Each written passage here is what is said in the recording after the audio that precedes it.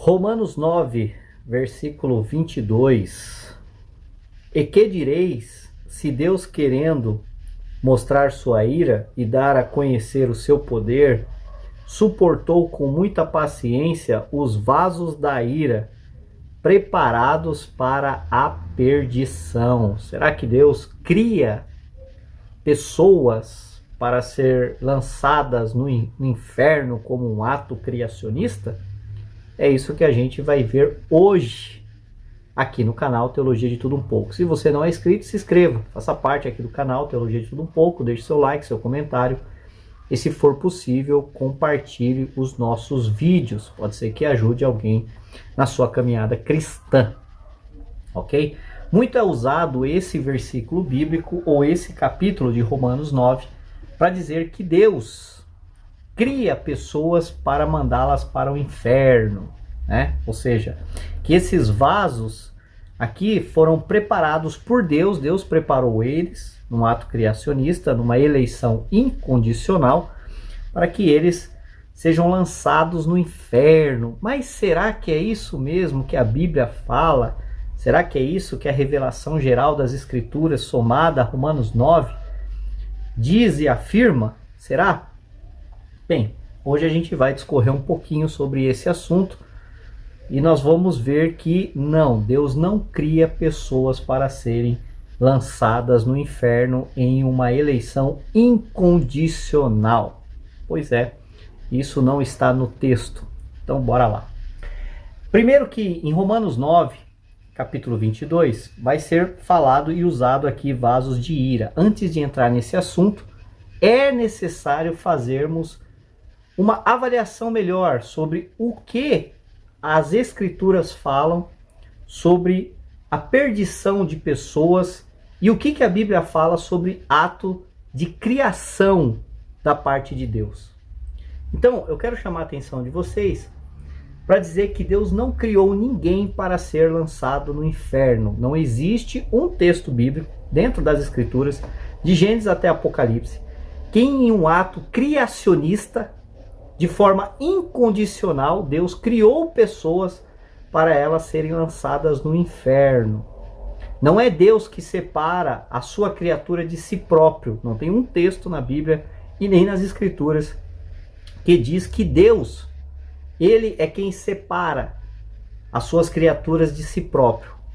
Não existe isso, e nem que é a vontade de Deus criar pessoas ou criaturas para que elas sejam separadas de si próprio. Não existe, não tem. E nós vamos ver isso dentro das próprias Escrituras e ver se realmente tem amparo bíblico esse ato criacionista da parte de Deus em mandar pessoas para o inferno.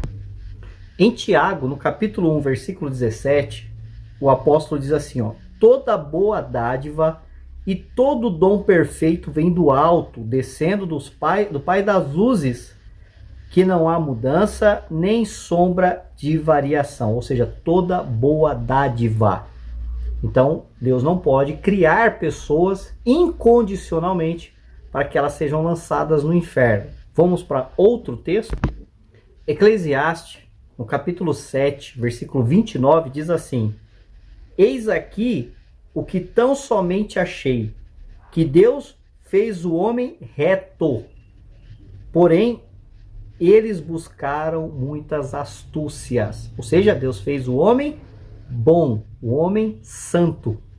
Mas o homem buscou muitas astúcias. Isso aqui está falando sobre ato criacionista, a parte da criação de Deus. Vamos para outro texto? Gênesis, no capítulo 1, versículo 26 em diante, vai dizer assim: e disse Deus, façamos o homem à nossa imagem, conforme a nossa semelhança, e domine sobre os peixes do mar, e sobre as aves dos céus, e sobre o gado, e sobre a terra, e sobre todo réptil que se move sobre a terra. E criou Deus o homem, à sua imagem, a imagem de Deus o criou, homem e mulher os criou. E Deus os abençoou, e disse-lhes: frutificai e multiplicai e enchei a terra, e sujeitai e a dominai sobre os peixes do mar, aves do céu, e sobre todo animal que se move na terra. E viu Deus que isto era bom. Então, Deus no seu ato de criação, de propósito para suas criaturas, é sempre algo santo, bom, agradável e salvífico, nunca para destruição. Esse não é o propósito de Deus para a sua criação, em ato criacionista. Então, por que isso é importante? Para sabermos o que o texto de Romanos 9, o que Paulo ali está querendo dizer sobre aquela questão. É importante, e isso tem que ficar muito memorizado na cabeça dos irmãos. Porque a revelação geral das Escrituras não pode estar em desconformidade com textos ou até mesmo versículos bíblicos que contradiz a visão geral. Caso contrário, nós vamos fazer de Deus o maior inimigo da humanidade e não salvador dela. E isso contraria totalmente as Escrituras. Então precisamos saber o que é que fez a separação entre Deus e as suas criaturas, criadas de forma santas, criadas de forma irrepreensíveis, com todo o bem espiritual e bênçãos espirituais da parte de Deus. Bem, a Bíblia tem algo a nos dizer. Vamos ver Isaías capítulo 59.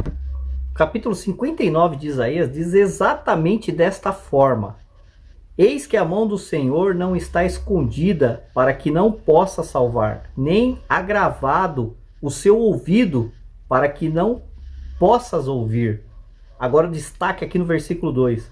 Mas as vossas iniquidades fazem separação entre vós e o vosso Deus, e os vossos pecados encobrem o seu rosto de vós, para que não vos ouça. Ou seja, o que faz a separação entre a criatura do Criador não é o próprio Criador, mas sim pecados e iniquidades, rebeldia e rebelião contra aquele que nos fez santo, criou o homem à sua imagem, conforme a sua semelhança, como está lá em Gênesis, como é ressaltado em Eclesiastes, como está totalmente em acordo com Tiago no capítulo 1, versículo 17. Toda boa dádiva vem do alto, como diz o profeta Isaías. Eis que a mão do Senhor não está escolhida para a salvação, não para a perdição. Porque Deus não tem propósito em criar pessoas, criaturas, para lançá-las ao inferno. O propósito de Deus é a salvação e o bem-estar da sua criação. Esse foi o propósito de Deus em criar o homem. Novamente, a causa da separação é o pecado. Veja o que fala o apóstolo Paulo em Romanos, capítulo 3, versículo 23. Porque todos pecaram e destituídos estão da glória de Deus. O que destitui o homem da glória de Deus não é o próprio Deus, mas o pecado que faz isso com o homem. O inferno, o lago de fogo, nunca foi um projeto de Deus para o ser humano e nem para suas criaturas. Veja as palavras do Senhor Jesus Cristo quando ele fala sobre o inferno e o lago de fogo. Lá em Mateus, no capítulo 25, no versículo 41, diz assim: então te dirá também aos que estiverem à sua esquerda: apartai-vos de mim, maldito, para o fogo eterno, preparado para o diabo e seus anjos. Veja que a palavra preparados aqui é muito similar, parecida com preparados sobre os vasos de ira de Romanos 9, 22. O detalhe é que Jesus disse aqui que o lago de fogo, né? O fogo eterno foi preparado para o diabo e seus anjos. Veja que diabo é uma condição de queda de Satanás, mas não de ato de criação de Deus para o seu anjo.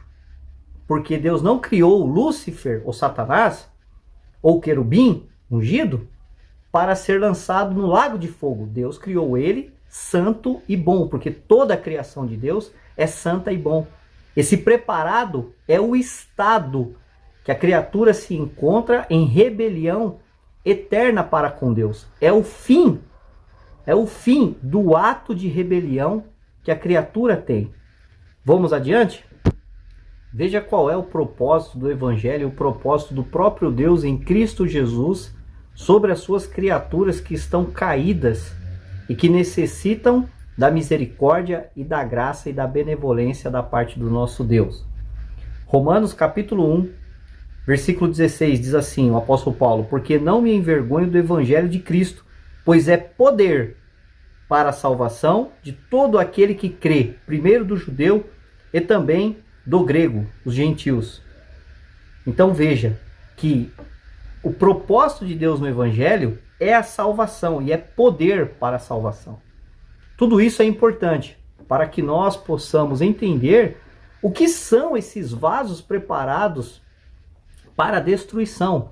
Nós já analisamos na visão geral das Escrituras que Deus não pode criar pessoas incondicionalmente para serem lançadas no inferno, porque esse nunca foi o propósito de Deus e nunca foi algo que o próprio Deus em si quis, fez ou praticou, porque o Senhor Deus Todo-Poderoso, o Senhor Jesus Cristo, eles não são os inimigos da humanidade e não são eles que fazem separação entre a sua criatura caída e o Criador, mas sim as iniquidades e os pecados que são cometidos.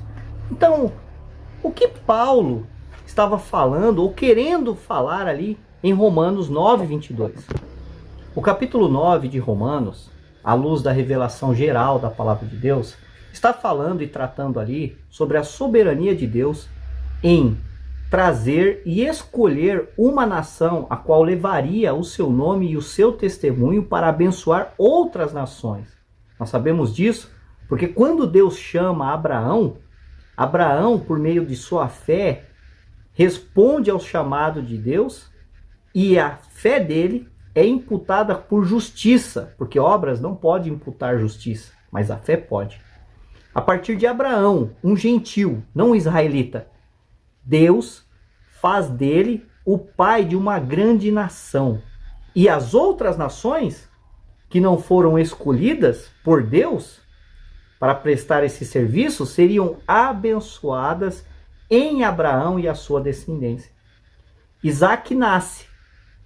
Ele foi o encarregado, pela escolha soberana de Deus, de vir o Messias. Isso era um ato soberano da parte de Deus. Mas em nenhum momento ali, Deus está falando sobre condenação, porque muitos descendentes, ou salvação, porque muitos descendentes de Isaac não foram salvos. Pelo contrário, morreram em incredulidade. E muitos descendentes de Ismael e até de Esaú, que não foram escolhidos para a linhagem a qual viria o Messias, morreram em incredulidade e também morreram salvos, uma vez que reconheceram as promessas e as bênçãos de Deus contidas no povo escolhido para levar o nome do Senhor. É sobre isso que Paulo está tratando em Romanos, no capítulo 9. O ato soberano em conceder misericórdia a uma raça caída, uma descendência caída, que levaria e testemunharia o nome do Senhor Jesus Cristo e as obras do Pai para as outras nações. No capítulo 10 e 11 de Romanos, nós vemos Paulo dizendo que a nação de Israel falhou nesse propósito e por causa disso eles foram endurecidos na sua própria incredulidade, fazendo com que os gentios, que eram estranhos às alianças e que não faziam parte da oliveira, agora fossem enxertados na oliveira e obtendo assim a salvação pela graça por meio da fé. Essa preparação que Paulo fala dos vasos de ira é a preparação e autodeterminação da própria massa do barro que não se submete ao molde do oleiro para o bem da massa. A gente precisa lembrar que o oleiro, quando Paulo está usando ali essa figura expressiva do oleiro, ele está dizendo que o propósito do oleiro, que é Deus, é para o bem da humanidade e não para o mal, porque a humanidade já está no mal. O Senhor Jesus Cristo e o Deus Pai enviou Jesus não para condenar o mundo, mas para salvar. João, capítulo 3, versículo 16 e 17, que vai dizer: porque Deus amou o mundo de tal maneira que enviou o seu Filho unigênito, para que todo aquele que nele crer não pereça e tenha vida eterna. Deus enviou o seu Filho não para condenar o mundo, mas para salvá-lo, porque este é o propósito de Deus para com as suas criaturas caídas. É dentro dessa perspectiva que Paulo está falando e ilustrando. Romanos, no capítulo 9, está dizendo ao povo judeu que eles não poderiam questionar porque Deus agora estava trabalhando por meio dos gentios e deixando o povo de Israel, que há muito tempo Deus vem chamando e até enviado o seu próprio filho para os seus, o povo judeu, e o povo judeu não recebeu o Senhor Jesus Cristo. E naquele momento, Paulo estava dizendo que Deus teria misericórdia de quem ele quer ter misericórdia. Veja que de quem ele quer ter misericórdia. O texto não diz que ele não tem misericórdia de quem ele não quer ter misericórdia. Não é isso que o texto está falando. É quem ele quer ter misericórdia. Assim como Deus teve misericórdia do povo de Israel, agora Deus está concedendo misericórdia ao povo gentil. Israel não tinha do que se queixar, uma vez que Deus foi extremamente paciente, sempre chamando eles ao arrependimento dos seus pecados. Veja a graça salvífica na parte de Deus para as suas criaturas caídas e carentes da sua misericórdia. Para finalizar, Paulo utiliza da figura do vaso, e isso a gente precisa recorrer e ver nas escrituras aonde está falando de vasos. Paulo usou Romanos 9, os vasos ali, identificando diretamente o oleiro e vasos. E isso nos remete a Jeremias, no capítulo 18. E eu quero que você leia, junto comigo, Jeremias capítulo 18, para vocês verem que Paulo, em Romanos 9, não está falando de negação de misericórdia para as pessoas, de eleição incondicional em ato criacionista para mandar pessoas para o inferno, ou um abandono generalizado de Deus para milhares de pessoas, porque ele nega-se a dar misericórdia. Veja comigo e acompanhe. Jeremias capítulo 18 vai dizer assim, ó. Palavra do Senhor que veio a Jeremias dizendo: levanta-te e desce à casa do oleiro, e lá te farei ouvir as minhas palavras. E desci à casa do oleiro, e eis que ele estava fazendo uma obra sobre as rodas. Como o vaso que ele fazia de barro quebrou-se. Veja que não foi o oleiro que quebrou o vaso, não foi o oleiro que negou misericórdia ao vaso, não foi o oleiro que quis quebrar o vaso. O oleiro estava moldando o vaso, o barro, né? Estava moldando o barro. E o vaso que estava sendo moldado se quebrou na mão do oleiro. Tornou a fazer dele outro vaso, conforme o que lhe pareceu bem aos seus olhos fazer. Veja que fazer bem não é lançar pessoas para o inferno. Não é isso que o texto está dizendo. Agora, olha a continuação do texto, que vai se remeter direto ao que Paulo estava pensando quando estava falando com Israel e com aqueles judeus, lá em Romanos 9. Então veio a mim a palavra do Senhor dizendo, versículo 5, não poderei eu fazer de vós como fez esse oleiro, ó casa de Israel? Diz o Senhor, eis que como barro na mão do oleiro, assim são vós nas minhas mãos, ó casa de Israel. Versículo 7. No momento em que eu falar contra uma nação e contra um reino para arrancar e para derrubar e para destruir, se tal nação, porém, contra a qual falar se converter de sua maldade, também eu me arrependerei do mal que pensava lhe fazer. E no momento em que eu falar de uma nação e de um reino para edificar e para plantar, se fizer o mal diante dos meus olhos, não dando ouvido à minha voz, então me arrependerei do bem que eu tinha falado que iria fazer. Olha isso. Aí ele arremata. Ele vai arrematar aqui. Ora, pois fala agora aos homens de Judá e aos moradores de Jerusalém, dizendo, assim diz o Senhor, eis que eu estou forjando o mal contra vós e projeto um plano contra vós. Convertei-vos, pois agora cada um do seu mau caminho, e melhorai os vossos caminhos e as vossas ações. Mas eles dizem, não há esperança, porque andaremos segundo as nossas imaginações e cada um fará conforme o propósito de Deus? Não.